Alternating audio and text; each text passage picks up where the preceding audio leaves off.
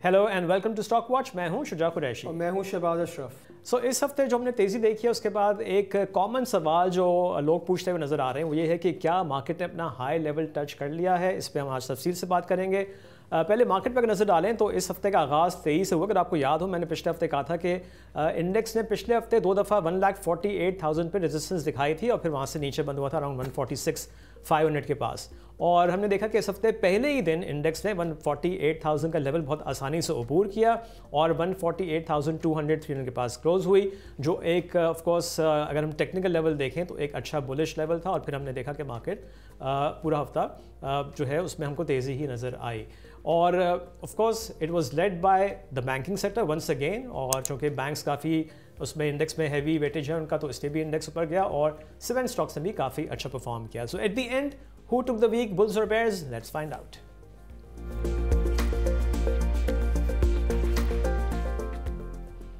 So once again, bulls took the week और index 3,001 points या 2% के इजाफे के बाद 1,49,493 पे बंद हुआ। लेकिन उससे बिगेस्ट स्टोरी ये थी कि इंडेक्स ने एक बड़ा साइकोलॉजिकल बैरियर 1,50,000 का क्रॉस किया इस हफ्ते इंट्राडे बेसिस पे, और जो इंट्राडे हाई बना वो 1,51,250 के आसपास था। ऑफ कोर्स इस हाई लेवल पे थोड़ी प्रॉफिट टेकिंग नजर आई और थर्सडे को हमने देखा कि तकरीबन 3,000 पॉइंट की इंट्राडे मूवमेंट नजर आई, जो इंडेक्स ने हाई बनाया था 151,250 का। उसके बाद सेम डे ही 1,48,200 का हमने लो भी देखा, वहाँ से मार्केट रिबाउंड हुई और एट द एंड 1,49,493 पे क्लोज हुई है। जैसे मैंने बताया कि बैंकिंग सेक्टर ने लीड किया, फिर सीमेंट स्टॉक्स में भी अच्छे गेंस हमको नज़र आए और ओवरऑल जो तेज़ी नज़र आई उसमें ऑफ कोर्स कुछ और भी जो हैवी वेट स्टॉक्स हैं उनका भी हाथ था। तो गेनर्स और लूजर्स हफ्ते के जो हमको नज़र आ रहे हैं उस पर नज़र डालते हैं। सबसे ज़्यादा इजाफा इस हफ्ते कोहार्ट सीमेंट की स्टॉक प्राइस में हुआ, जो 17.7% रहा। सर्ल में 15.4% का इजाफा नज़र आया। बैंक अल हबीब अब 14.4%, थल 13.8% और मुगल स्टील की स्टॉक प्राइस में इस हफ्ते 12.7% का इजाफा हुआ। अगर लूजर्स की बात की जाए तो इस हफ्ते सबसे ज़्यादा कमी हमको पाक गल्फ लीजिंग की स्टॉक प्राइस में नज़र आई, जो 8.7% नीचे रहा। Pak Gen power down 8%, Yousuf weaving 5.8%, bank Islami 5.2% और नेस्ले 4.9% नीचे रहा। अब हम चलते हैं इस हफ्ते की बिग स्टोरी की तरफ।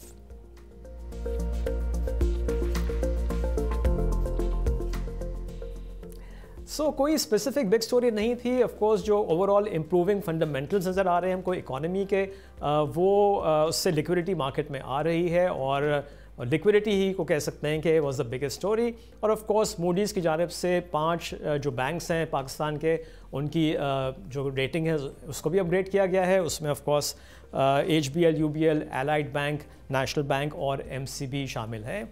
कुछ जो डेटा था इस हफ्ते उस पर भी नज़र डाल लेते हैं। इस हफ्ते करंट अकाउंट के नंबर्स रिलीज़ किए गए और करंट अकाउंट डेफिसिट रहा जुलाई 2025 में $254 मिलियन का। तो शहबाज, ये जो डेफिसिट आया है ये मतलब इससे पैनिक तो नहीं करना चाहिए लोगों को? देखिए, अगर आप देखें for the month of June तो हमने देखा कि वो सरप्लस और जुलाई में डेफिसिट आया। मगर अगर आप देखें इसका ब्रेकडाउन देखें, स्पेशली जो इम्पोर्ट और एक्सपोर्ट्स हैं, अगर उसको आप एनुलाइज भी करें तो वो नंबर वही बनता है जो गवर्नमेंट एक्सपेक्ट कर रही है। और स्टेट बैंक का टारगेट यही है कि जो आपका इस साल का करंट अकाउंट डेफिसिट रहेगा that will between 0 to 1% of GDP। I think it's too early to predict कि कोई प्रॉब्ली कोई हेजिटेशन होगी या कोई टेंशन होगी चीज़ों में। बट आई थिंक ये नंबर हम एक्सपेक्ट ही कर रहे थे, बिकॉज आपको पता ही है कि जो ट्रेड डेफिसिट के नंबर PBS के पहले आते हैं वो कोई काइंड ऑफ रिफ्लेक्शन होती है कि इस महीने का आपका ओवरऑल करंट अकाउंट डेफिसिट आएगा कि सरप्लस आएगा। और एक और आपको चीज़ देखनी है कि येस, जो आपका लास्ट ईयर जो 29% की जो ग्रोथ हुई थी रेमिटेंसेज में, वो ऑफकोर्स थोड़ा स्लो डाउन है, but they can always pick up going forward. I think given ये पहला महीना है जो नंबर 250 मिलियन का डेफिसिट है, तो I think it's okay. I think हमें आगे जाके मॉनिटर करना पड़ेगा। सिर्फ ये चीज़ है, स्पेशली अगर आप इंपोर्ट्स देखें, almost imports for about $5.4 billion की थी।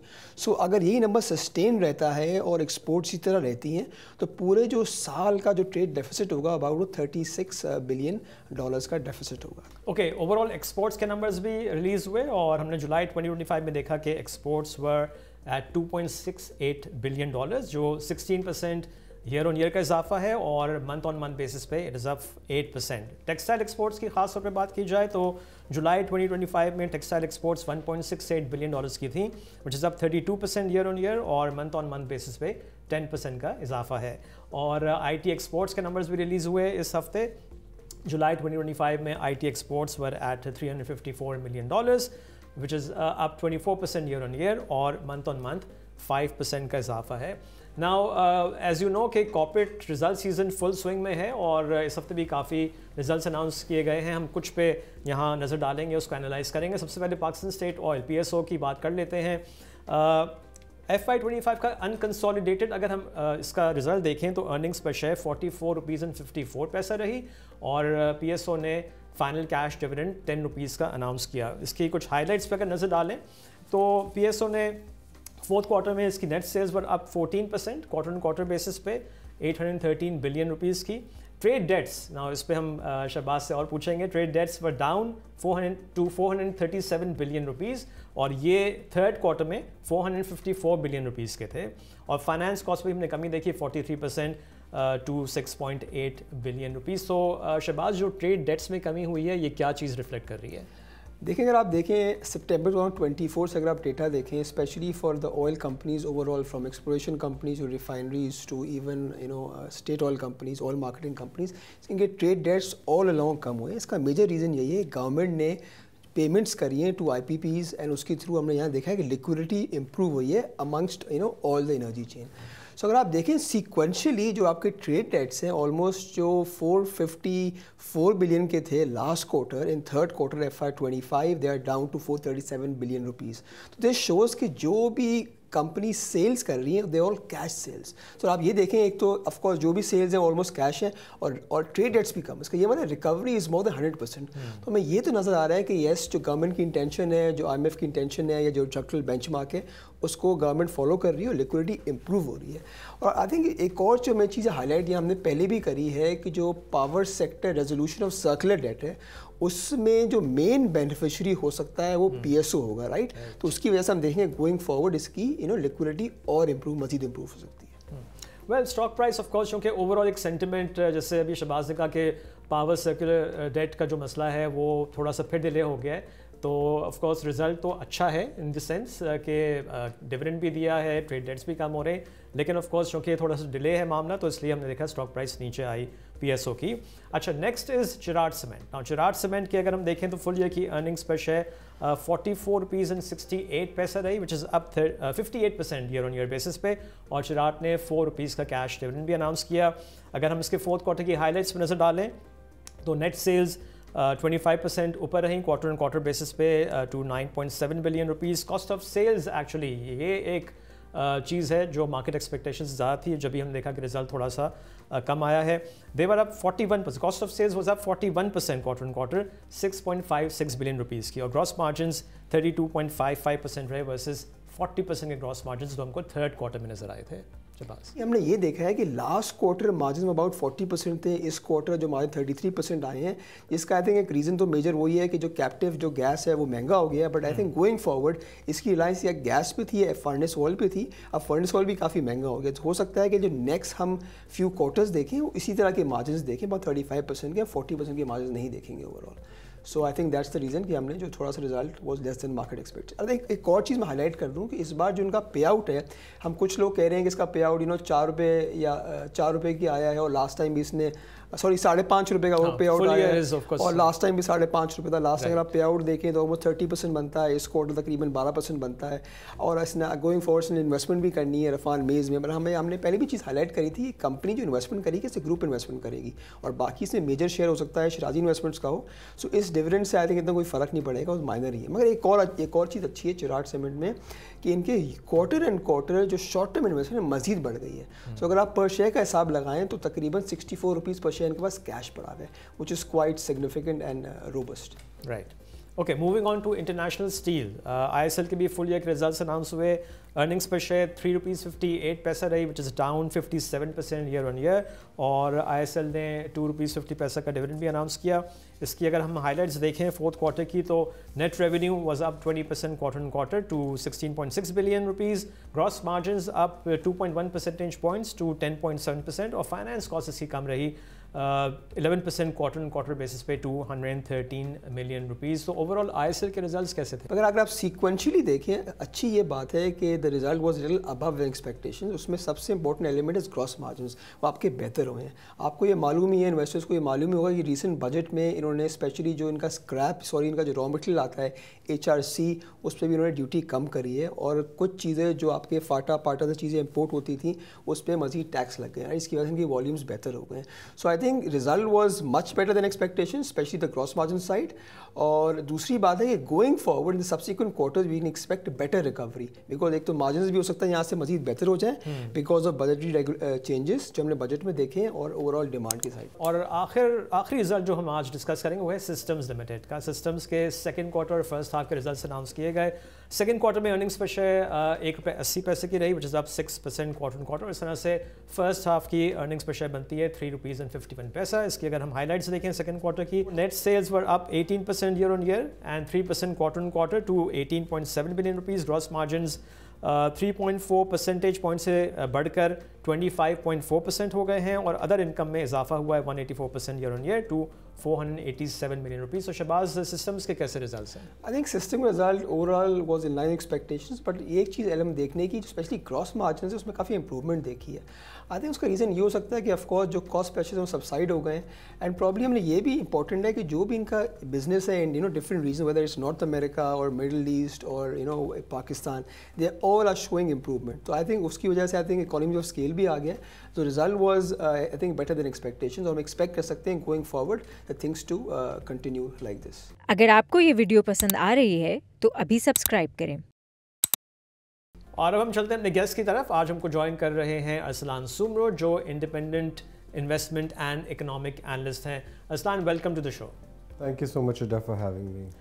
अच्छा अरसलान, पहले बेसिक सवाल, और जो मार्केट में हमने तेज़ी देखी है और इंडेक्स ने इस हफ्ते 150,000 का जो साइकोलॉजिकल बैरियर है उसको भी जो है वो अबूर करके 151, 250 का हाई बनाया। तो अब, और उसके बाद जो हमने वॉलेटिलिटी देखी है, उसके बाद अब इन्वेस्टर्स थोड़ा सा घबरा गए हैं कि क्या मार्केट अपना हाई लेवल टच कर चुकी है, और अब गोइंग फॉरवर्ड उनकी क्या स्ट्रैटेजी होनी चाहिए? जी, थैंक यू शुजा। इस पे आई think it's almost $1 million question. 150,000 एक साइकोलॉजिकल लेवल तो बिल्कुल है, लेकिन एक और तरीके से और ज़्यादा इम्पॉर्टेंट माइलस्टोन ये है कि 150,000 KC 100 इंडेक्स लेवल पे आपका जो प्राइस टू अर्निंग रेशियो होता है, जिसको हम यूज़ करते हैं पूरी दुनिया में समझने के लिए कि आपकी इकोनॉमी के अंदर जो आपकी बैरोमीटर्स हैं, आपकी इंडेक्स है, वो कितना वैल्यूएशन पे चल रही है, वो इस वक्त आपके लॉन्ग टर्म एवरेज 8x पे चल गया, मतलब 8 टाइम्स पे चल गया कि कंपनी अगर ₹1 कमाती है तो उसकी वैल्यू ₹8 है। ये हमारी लॉन्ग टर्म एवरेज है। अच्छा, आपका जो सवाल था कि क्या इन्वेस्टर इस वक्त सोच रहे हैं कि क्या इंडेक्स पीक आउट हो चुकी है, नहीं, तो इसका जवाब बिल्कुल सिंपल है कि इन्वेस्टर का होराइजन क्या है, टाइम होराइजन। अगर इन्वेस्टर आता है शॉर्ट टर्म के लिए तो वो इन्वेस्टर नहीं, ट्रेडर रह जाता है। अगर वो 2 या 4 साल के इन्वेस्टमेंट होराइजन के लिए आता है तो बिल्कुल नहीं। इस वक्त जो है आपको मार्केट को देखना चाहिए एक इकोनॉमिक साइकिल के पर्सपेक्टिव से। अब इकोनॉमिक साइकिल जैसे शुरू होती है तो बिल्कुल नीचे वाली वैल्यूएशन से शुरू होती है, जब हालात बिल्कुल आपके ख़राब होते हैं, एसेट वैल्यूएशन कम होती है, वहाँ से 5 से 7 साल तक एक बिजनेस और इकोनॉमिक साइकिल चल रही होती है, जो हमने 2009 से 2017 तक देखा था। तो इन वेरी ब्रीफ इस वक्त इन्वेस्टर के होराइजन के ऊपर है। शॉर्ट टर्म में मार्केट बिल्कुल पीक आउट नहीं की गई, लॉन्ग टर्म में इस वक्त अब और अपसाइड बिल्कुल आएगी मीडियम टू लॉन्ग टर्म में।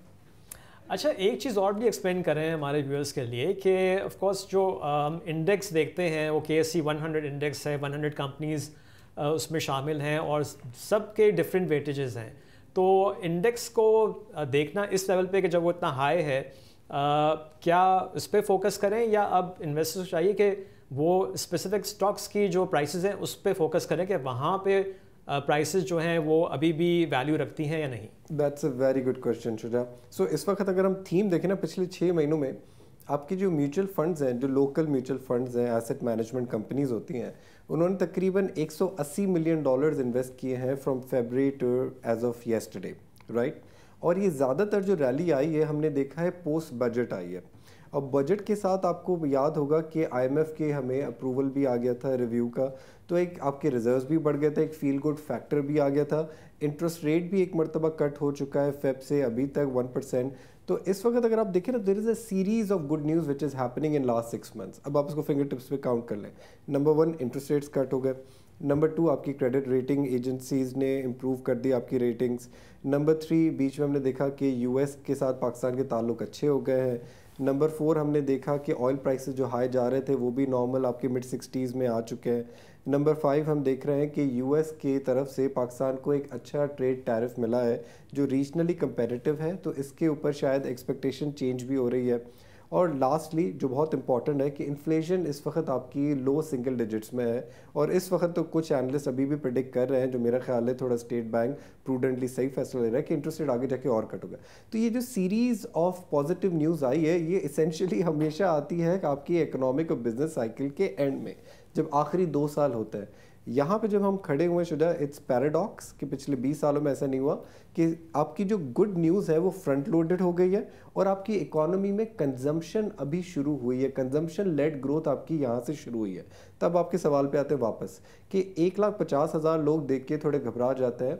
जो इनिशियल इन्वेस्टर आता है ना शुजा, वो इस वक्त आ रहा है blue chip companies, large cap companies. इनका मकसद ये होता है कि जो बड़ी बड़ी कंपनीज है आपकी, आपने देखा कि ENPs में सबसे पहले एक अच्छी रैली देखी हमने, बैंक्स के रिजल्ट्स अच्छे थे, आपके डिविडेंड्स अच्छे आए ब्लू चिप बैंक्स के।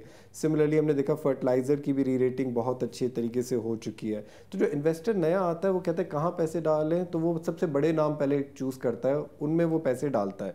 अब ये वो बेट इन्वेस्टर 3 महीने के लिए ले रहा है तो शायद डिसअपॉइंट हो, लेकिन ये इन्वेस्टर जो आज आ रहा है वो 2-3 साल के लिए इन्वेस्ट कर रहा है, क्योंकि आज उसको जो पैसे उसने मनी मार्केट म्यूचुअल फंड्स में रखे थे उसको आफ्टर टैक्स 7 to 8% मिल रहा है रिटर्न 1 साल का। ये बहुत कम है। इससे अच्छा लोग कहते हैं कि रिस्क लें, ज़्यादा स्टॉक्स में इन्वेस्ट करें। इसे कहते हैं रिस्क एपेटाइट आपकी चेंज हो जाती है from fix income to equity class.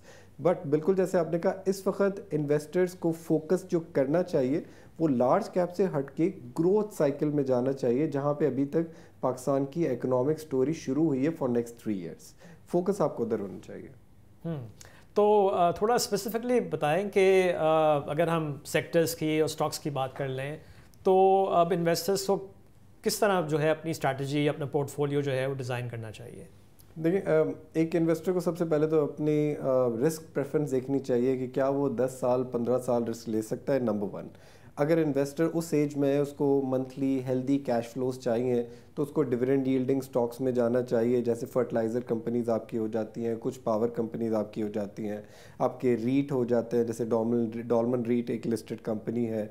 तो ये हो गए वो डिविडेंड यील्डिंग स्टॉक्स जिनमें इनको क्वार्टरली डिविडेंड्स चाहिए। बहुत सारे और भी इसमें सेक्टर्स हैं जहाँ पे डिविडेंड्स आपको अच्छे मिल जाते हैं। प्राइमरीली लोग बैंक्स में तो कन्विंस्ड होते हैं, और अब उन्होंने देखा है कि ENPs की लिक्विडिटी भी इंप्रूव हुई है, जैसे शहबाज बता रहे थे। तो ये तो वो इन्वेस्टर्स हो गए जो उनको डिविडेंड कैश फ्लोज चाहिए और अर्निंग्स प्रेडिक्टेबिलिटी चाहिए कि क्वार्टर ऑन क्वार्टर आपको एक अर्निंग्स नज़र भी आनी चाहिए और अर्निंग्स में ग्रोथ भी नज़र आनी चाहिए। लेकिन इस वक्त अगर एक्स्ट्रा रिटर्न कमाना है तो आपको पोर्टफोलियो को स्प्लिट करना होगा।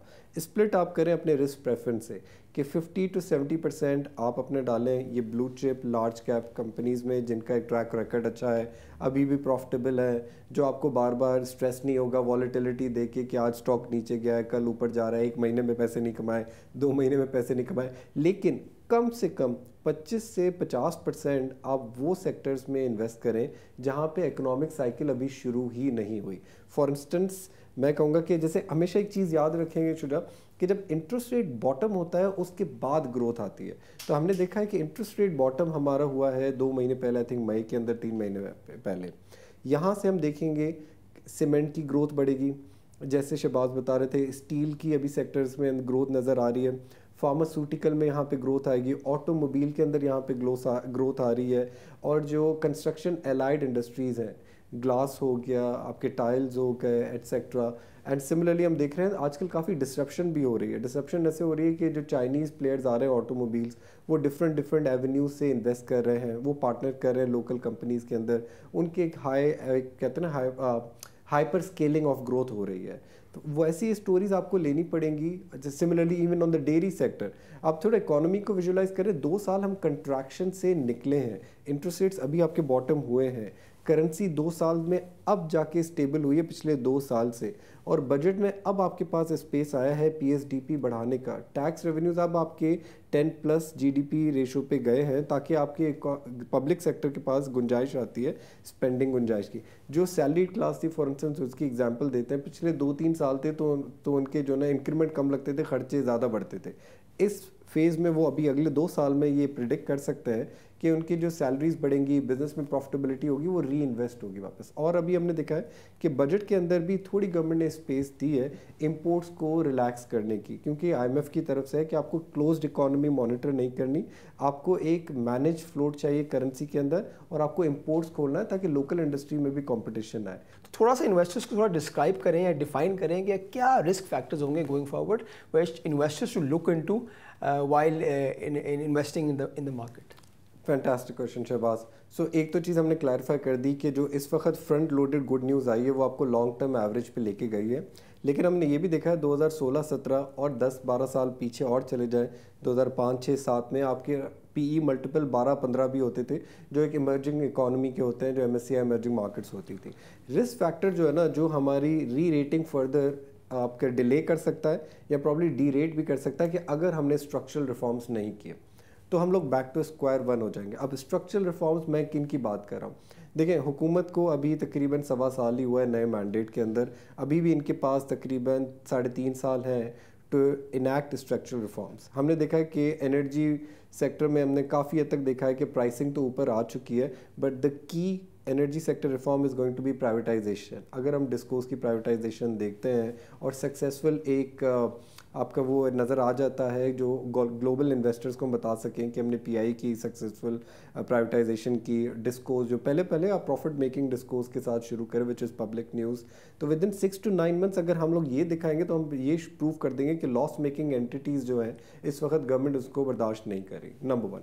Number 2, fiscal discipline is very important. वो भी रिस्क फैक्टर है कि जब हमें नज़र आने लगा है कि गवर्नमेंट प्राइमरी सरप्लस से प्राइमरी डेफिसिट तक चले जाए, तो आपका यानी कि टैक्स रेवेन्यूज इतने नहीं बढ़ रहे हैं और खर्चे गवर्नमेंट बढ़ा रही है, that's also another significant risk factor. Thirdly, जैसे आप शुरू में बात कर रहे थे कि करंट अकाउंट डेफिसिट, यस इस वक्त करंट अकाउंट डेफिसिट गवर्नमेंट की प्रोजेक्शंस के अंदर ही है, ऑलमोस्ट 1% एनुअलाइज जो आपका हो जाता है महीने का $300-350 मिलियन। दिस इज़ फाइन, लेकिन यहाँ से ट्रेंड हमें देखना चाहिए, इंपॉर्टेंट है, क्योंकि इकॉनमी अब से ओपन होना शुरू हुई है। अगले 3 से 6 महीने में हम देखेंगे इंपोर्ट्स बढ़ेंगी। जो हमारी बेट होनी चाहिए कि रेमिटेंसेस भी इतना थोड़ा ग्रो करें डबल डिजिट पे, ताकि आपके नेट हो जाए। अदरवाइज़ ये अगर 1.5 या 2% annualise current account deficit run rate पे चला गया तो लोग फिर से उसके अंदर रिस्क फैक्टर के अंदर आ जाते हैं। और आखिरी जो मुझे इंपॉर्टेंट चीज़ लगती है, एक्सपोर्ट डाइवर्सिफिकेशन। देखिए, हम लोग की इकॉनमी सिर्फ रेमिटेंसेस पे चल रही है। अनफॉर्चुनेटली हमारा 20 साल से डिलेमा रहा है कि हमारी $8-9 बिलियन से अभी इसे $38 बिलियन आपकी रेमिटेंसेस हो चुकी हैं, लेकिन आपके एक्सपोर्ट्स जो हैं $18-20 से हार्डली $30-32 बिलियन पे हुए। एक्सपोर्ट की कंपेटिटिवनेस बढ़ाने के लिए आई थिंक कि इस वक्त गवर्नमेंट को और भी कुछ करना पड़ेगा। Cost of energy should be down, आपकी रीजनल ट्रेड आपको बढ़ानी पड़ेंगी, और जो इन्वेस्टर्स होते हैं, जो इंडस्ट्रियलिस्ट होते हैं, जो एक्सपोर्टर्स होते हैं, उनके लिए आपको फ्री कैपिटल एवेन्यूज़ जो होते हैं कि प्लॉट में या रियल स्टेट में डाल दिए या आपने डॉलर्स में पैसे रख दिए बाहर, वो आपको कंट्रोल करने पड़ेंगे ताकि इकोनॉमी का पहिया जो है ना आपका डोमेस्टिकली चलना शुरू हो। जब तक हम एक्सपोर्ट डाइवर्सिफाई नहीं करेंगे और आपके स्ट्रक्चरल रिफॉर्म्स के अंदर प्राइवेटाइजेशन और फिस्कल डिसिप्लिन नहीं लेके आएंगे, तो मुझे पर्सनली लगता है कि इंडेक्स 10 के पीई पे जाके फिर लोगों को एक सेलिंग प्रेशर ज़्यादा लगेगा और वहाँ पे ये साइकिल फिर हम लोग वापस उसमें 8 to 10 के पीई में फंस सकते हैं। अच्छा, आप जानते हैं कि पाकिस्तान की जो ओवरऑल इकोनॉमी और ऑफ कोर्स इससे रिलेटेड फिर मार्केट की बात करें तो फ्रेजिलिटी तो नज़र आती है। बहुत छोटे छोटे चीज़ों पे हमारा रिएक्शन बहुत अजीब सा होता है। जो हमने देखा इस हफ्ते, जो थर्सडे को एक ख़बर आई पॉलिटिकल साइड पे और मार्केट हाई लेवल पे थी, वहाँ से अगर हम इंट्राडे बेसिस पे देखें तो 3000 पॉइंट की मूवमेंट नज़र आई। तो ये भी एक रिस्क है गोइंग फॉरवर्ड, और इस पे आप क्या समझते हैं कि इन्वेस्टर्स को कैसे फिर रिएक्ट करना चाहिए? देखिए, फर्स्टली तो इन्वेस्टर को समझना चाहिए कि stock market is not a one way directional, कोई यूनी डायरेक्शन नहीं होती कि हर महीने 2-2 हज़ार पॉइंट्स बढ़ेंगे। तो इस वक्त जैसे आपने बात की, एक छोटा सा भी एक फ्लैश पॉइंट नज़र आ जाएगा ना, वो मार्केट में आपका कॉन्फिडेंस शेक कर सकता है। और इन्वेस्टर काफ़ी इस वक्त प्रॉफिट में बैठे हुए हैं, उनके लिए 5-6% स्टॉक नीचे बेचना कोई बड़ी बात नहीं होगी। लेकिन इससे क्या होता है, एक विशियस साइकिल ट्रिगर हो जाती है। आई बिलीव कि देखें, एक करेक्शन तो ड्यू होती है, हमने देखा है पूरी दुनिया के फिनोमिना है, कैपिटल मार्केट्स की खूबसूरती होती है एक्सचेंज ऑफ हैंड्स, कि अगर एक सेट ऑफ इन्वेस्टर्स ने पैसे कमाए और एक बुरी खबर आती है तो वो अपने प्रॉफिट्स बुक करते हैं, थोड़ा अपने लेवरेज पोजीशन कम करते हैं।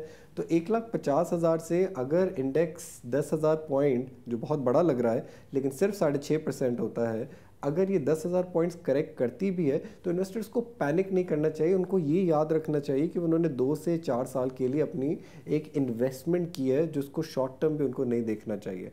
यस, शॉर्ट टर्म में अगर वॉलेटिलिटी आती है तो उसको, जैसे हम कहते हैं टर्मिनोलॉजी में, बाय द डिप, तो उसको अच्छे स्टॉक्स को आपको एक्यूमुलेट करना वहाँ से शुरू करना चाहिए, instead of panicking and assuming कि the market rally is over. Aslan, हमने ये देखा है कि यस, इंटरेस्ट रेट्स आपके 22% से 11% पे आ गए हैं। हमें ये भी मालूम है कि यार 1% यहाँ से मजीद नीचे पे इंटरेस्ट अगर हो जाए तो मार्केट इतना इसको इम्पैक्ट नहीं लेगी। बट आई थिंक इन्वेस्टर्स अभी भी पूछते हैं कि जो आपको पता है कि अपकमिंग मॉनेटरी पॉलिसी 15 सितंबर को है, so what's your take on the upcoming monetary policy? देखिए, मेरे ख्याल से प्रूडेंस शुड प्रिवेल, नंबर 1। अब हम देख रहे हैं कि अगले 2 मॉनेटरी पॉलिसी में यूएस फेड रिजर्व के अंदर भी एक्सपेक्टेशन है कि वो 25-25 बिप्स कट करना शुरू करेंगे। तो I think State Bank of Pakistan first should wait another 3 months before deciding कि एक और कट होना चाहिए कि नहीं होना चाहिए। इकोनॉमी को एक बड़ा अच्छा इम्पेटस वैसे ही मिल गया है कि जब 22% से आपने 11% कर दी है तो एक इकोनॉमिक लैग होता है पॉलिसी मेकिंग ट्रांसमिट होने में, लोगों के अंदर वो ट्रांसलेट होने में, वो 3 से 6 महीने का विंडो होता ही है। तो अगर हम मई से देखें और 6 महीने का विंडोज़ में लगा दें तो I believe even next monetary policy में इंटरेस्ट रेट कट करने का इतना ज़्यादा फ़ायदा नहीं होगा। और स्टेट बैंक को बड़ा इंपॉर्टेंट है कि अब वो अपने रेमिटेंसेस को मॉनिटर करें, अपने इंपोर्ट डेटा को मॉनिटर करें। आपको याद होगा बीच में ये था कि जो रेमिटेंसेस की जो स्कीम थी उसको स्टेट बैंक ने, गवर्नमेंट ऑफ पाकिस्तान ने उसको होल्ड किया था, फिर उसको वापस रीइंस्टेट किया था, जिसमें वो इंसेंटिव देखते हैं बैंक्स को कि एक्स्ट्रा रेमिटेंसेस जो आप डॉलर लेके आएंगे हम आपको पैसे देंगे। इस वक्त उसको मॉनिटर करना बड़ा ज़रूरी है। अगले 2 महीने तक करंट अकाउंट डेफिसिट को मॉनिटर करें। दिसंबर तक additional 50 to 75 Bips is maximum जो हमें इकोनॉमी को देना चाहिए, और इस सिंगल डिजिट्स में सिर्फ तब जाना चाहिए जब हमारे टैक्स टू जीडीपी रेशो बेहतर हो गया है और हमारी exports double digit sustainable growth की तरफ जा रही है। आई बिलीव कि अगली मॉनेटरी पॉलिसी में भी स्टेटस को होगा और शायद होना चाहिए। अच्छा, एक और सवाल है। आई थिंक हमने शुरू में बात करी थी कि liquidity is driving the market, right? Whether mutual funds, हमने बात करा कि इस साल तकरीबन $180 मिलियन की बाइंग म्यूचुअल फंड की तरफ से रही है। अच्छा, हम लिक्विडिटी की बात करें तो आई थिंक इन्वेस्टर्स को आप समझाएं कि इन्वेस्टर्स, अब लिक्विडिटी अगर म्यूचुअल फंड की आ सकती है आपके व्यू में, कि और कितनी मजीद आ सकती है, और कौन कौन से व्यूज़ या कहाँ से मजीद, मतलब अगर इंश्योरेंस है या अदर फंड्स हैं या पेंशन फंड्स हैं, सो वो भी you think will in going forward drive the liquidity? जी, मेरे ख्याल से शहबाज आपने बिल्कुल वैलिड पॉइंट पकड़ी कि देखिए म्यूचुअल फंड्स जो होते हैं ना, उनके पास हमेशा 2 अल्टरनेटिव एसेट क्लासेस होती हैं, फिक्स इनकम या इक्विटी। वो अपने जो रिटेल इन्वेस्टर्स हैं या हाई नेटवर्थ इन्वेस्टर्स हैं उनको ऐसे ही कन्विंस करते हैं कि सर इस फंड में डाल दें, 6 महीने में ये रिटर्न आ रहा है, इस फंड में डाल दें, 3 महीने में ये रिटर्न आ रहा है। जो इंस्टीट्यूशनल इन्वेस्टर्स जो आपने बताए कि इंश्योरेंस और pension funds, these are long term sticky investors. इनके यहाँ तो एनुअल हमें लगता है कि हर साल और लिक्विडिटी आती रहती है, और उनके लिए इस वक्त तो 10% रिस्क फ्री से अच्छा है कि वो अपनी इक्विटी प्रोफाइल बढ़ाते हैं। से कोई अगर पहले इंश्योरेंस कंपनीज 10% इक्विटी में डालती थी, जो प्राइस एप्रिसिएशन के बाद शायद 15-16% हो चुका है, तो उन्होंने शायद इंटरनल अप्रूवल 20-22% तक भी रख ली होगी, जो ग्लोबल स्टैंडर्ड है, कोई बड़ी बात नहीं होती। नंबर 1।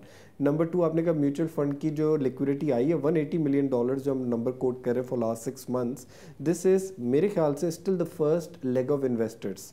अब एक fear of missing out kick in होगा कि जिन लोगों ने कहा कि शायद हमसे गलती हो गई, देर से इन्वेस्ट कर रहे हैं, तो आई पर्सनली बिलीव अगले 3 महीने में ये up to $70 to $100 million additional money आ सकती है, और ये कोई बड़ा नंबर नहीं है। अगस्त के महीने के अंदर I believe already $50 million mutual fund से एक्स्ट्रा आ चुके हैं। नंबर 1। बट जो उसमें जो की ट्रिगर होगा ना, जो शहबाज एंड शुजा हमें देखना होगा ना, वो है आई थिंक फॉरेनर का परस्पेक्टिव। इन दो 6 months जो $180 million म्यूचुअल फंड्स ने इन्वेस्ट किए, तो जाहिर सी बात है किसी ने बेचे भी हैं। $140 million की नेट सेलिंग हुई है फॉरेनर से। अब फॉरेन के अंदर आप फॉरेन मीडिया के देखें, ब्लूमबर्ग पे देखें, रॉयटर्स पे देखें, पाकिस्तान की थोड़ी गुडविल देखें, जो हमने पीछे देखा जियोपॉलिटिकली अपनी स्टैंडिंग बढ़ाई है। It's a matter of time कि जब फेड आपके इंटरेस्ट रेट कम करेगा, और ग्लोबली आप देखेंगे कि ट्रेड वॉर की वजह से जो मुझे लगता है कि ऑयल प्राइसेस और कम होगी क्योंकि ग्लोबल ट्रेड कम होगा, तो इन्वेस्टर्स जो है ना वो ढूंढेंगे कि कौन सी इकोनॉमीज़ हैं जो बेनिफिट कर रही हैं लो ऑयल प्राइसेस की वजह से।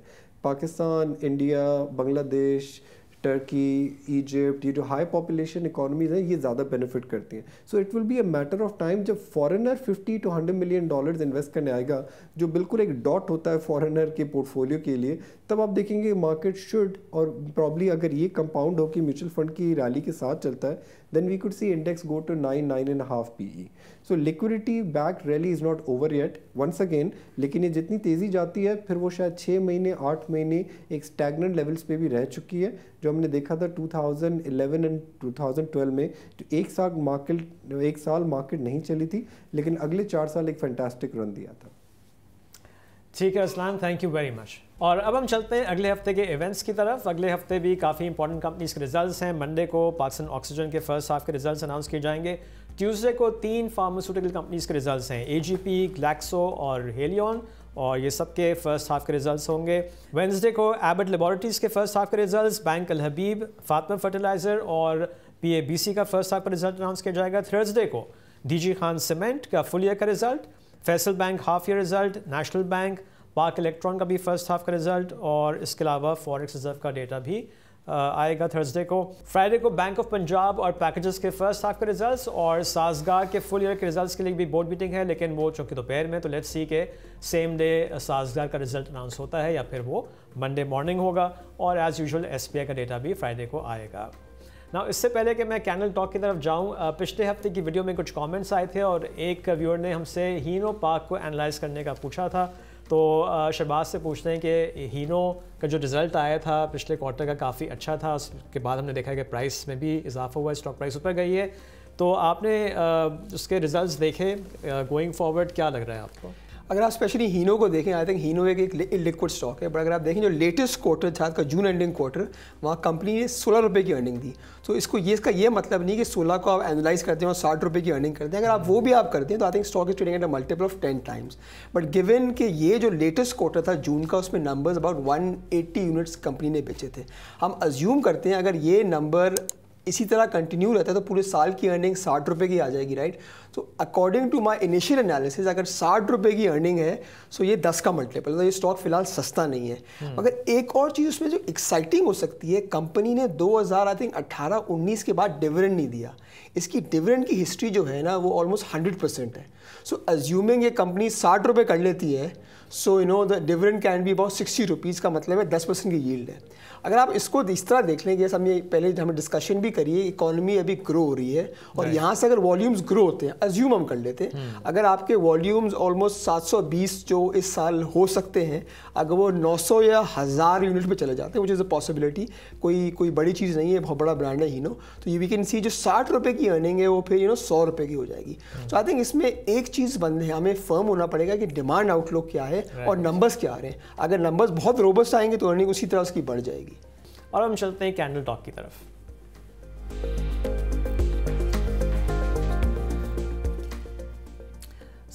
जैसे कि मैंने शुरू में कहा था कि इस हफ्ते मार्केट ने जो हाई बनाया इंट्राडे बेसिस पे 1,51,250 का, नाउ ये एक स्ट्रॉन्ग रेजिस्टेंस होगी गोइंग फॉरवर्ड, और अगर मार्केट इससे ऊपर क्लोज हो जाएगी तो फिर हमको नए हाई देखने होंगे। 154,000 155,000 को टारगेट कर सकती है market. On the down side जो हमको सपोर्ट नज़र आई थी 1,48,200 के पास, वही एक सपोर्ट होगी बड़ी, 148,000 और 148,200। और अगर ये क्लोजिंग बेसिस पे टूट जाती है, इससे नीचे मार्केट बंद होती है, तो next big support is at 1,46,000। तो watch out for these levels. हम चलते हैं एक्सपर्ट स्टेक की तरफ।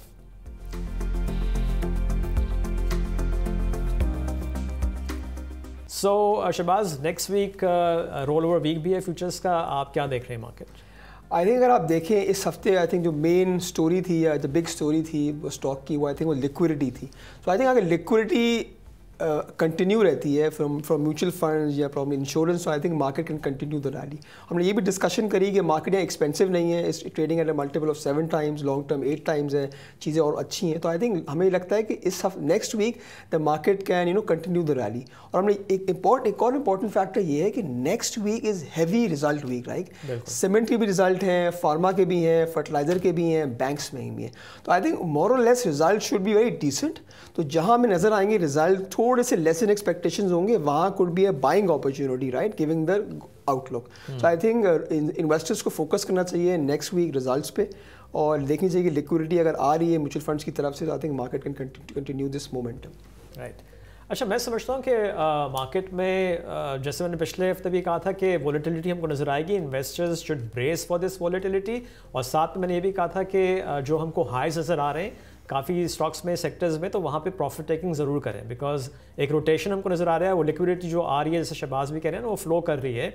और हमने ये इस हफ्ते बड़ा एविडेंटली देखा है कि लास्ट ट्रेडिंग डे पे हमको सारे सेक्टर्स में तेज़ी नज़र नहीं आई, और इनफैक्ट कुछ सेक्टर्स में और कुछ स्टॉक्स में तो वॉल्यूम्स ही नहीं थे, बिकॉज जो थर्सडे को हमने मार्केट में एक शार्प ड्रॉप देखा तो उसके बाद थोड़ा इन्वेस्टर्स जो हैं वो कॉशियस हो गए। मैं एग्जांपल दूं, ऑटो सेक्टर में गंदारा ऑटोज़, गंदारा इंडस्ट्रीज़ में हार्डली एनी वॉल्यूम्स हमको नज़र आए फ्राइडे को। इस तरह से कुछ और भी स्टॉक्स थे। तो ऑफ कोर्स अब न्यूज़ बेस्ड मार्केट चलेगी, स्टॉक्स चलेंगे, और ऑफ कोर्स रिज़ल्ट की बेसिस पे। अब जैसे अभी शहबाज ने भी कहा कि कॉर्पोरेट रिजल्ट्स काफ़ी आ रहे हैं, और जहाँ पे एक्सपेक्टेशन से थोड़े से अगर कम अर्निंग्स आती हैं तो वहाँ पे हमको एक डिप मार्केट में या उसकी स्टॉक प्राइस में ज़रूर नज़र आएगा। केस इन पॉइंट इस हफ्ते चिराग सीमेंट, जहाँ पे लोअर देन एक्सपेक्टेशन रिजल्ट आए, तो जो इंट्राडे हाई बना था 246 247 के पास, इनफैक्ट 347 के पास चिराग का, वो प्राइस नीचे आई और 325 तक भी गई। लेकिन वो एक बाइंग अपॉर्चुनिटी होगी गिवन द फैक्ट कि अगर आपका जो होराइजन है वो लॉन्ग टर्म है।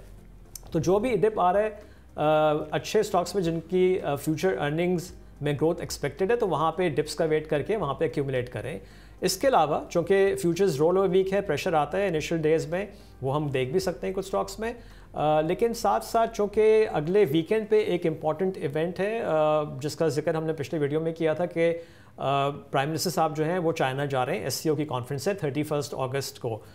तो वहाँ पे फिर एक होप बिल्ड होगी कि जी वहाँ पे जो ये सर्कुलर डेट का मसला है और जो चाइनीज़ IPPs हैं उनको जो पेमेंट का मसला है, जो हमने पिछले वीडियो में डिस्कस भी किया था, उस पर बात हो सकती है और कोई पेशरफ्त हो सकती है। तो maybe towards the end of the week दोबारा से वो तमाम स्टॉक्स जो बेनिफिट कर सकते हैं सर्कुलर डेट रेजोल्यूशन, अगर ये रिजॉल्व हो जाता है तो उनमें हमको एक बाइंग अपॉर्चुनिटी मिले, तो वहाँ पे ज़रूर एक्यूमुलेशन नज़र भी आ सकती है और वो स्टॉक प्राइसेस रैली भी कर सकती हैं।